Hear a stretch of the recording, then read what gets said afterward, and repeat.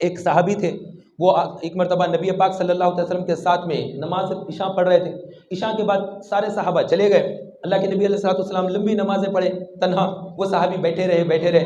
اس کے بعد جب رسول پاک صلی اللہ علیہ وسلم جانے لگے، وہ بھی پیچھے پیچھے چلنے لگے۔ اللہ کے نبی علیہ السلام نے ان کی طرف دیکھا، دیکھ کر فرمایا کہ تم گھر کر جا رہے ہو؟ تو پھر ایک ٹہنی توڑی، کیونکہ بہت تیز بارش چل رہی تھی اور بہت رات اندھیری تھی۔ اللہ کے نبی علیہ السلام نے ایک ٹہنی توڑ کر صحابی کے حوالے کی اور فرمایا کہ جاؤ، رات بہت اندھیری ہے، یہ جب تم آگے بڑھو گے تو یہ روشن ہو جائے گی اور اس کی روشنی میں تم چل سکو گے۔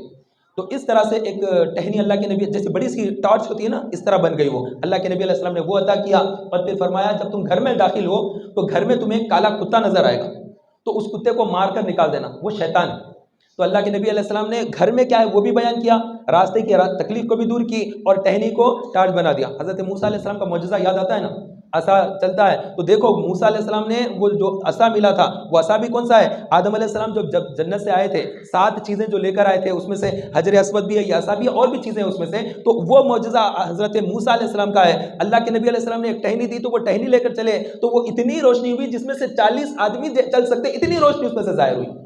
اور وہ اپنے گھر گئے، گھر میں جا کر وہ ڈھونڈنے لگے کہ اندھیری رات ہے، شیطان میرے گھر میں ہے تو کالا کتے کی شکل میں رہے گا۔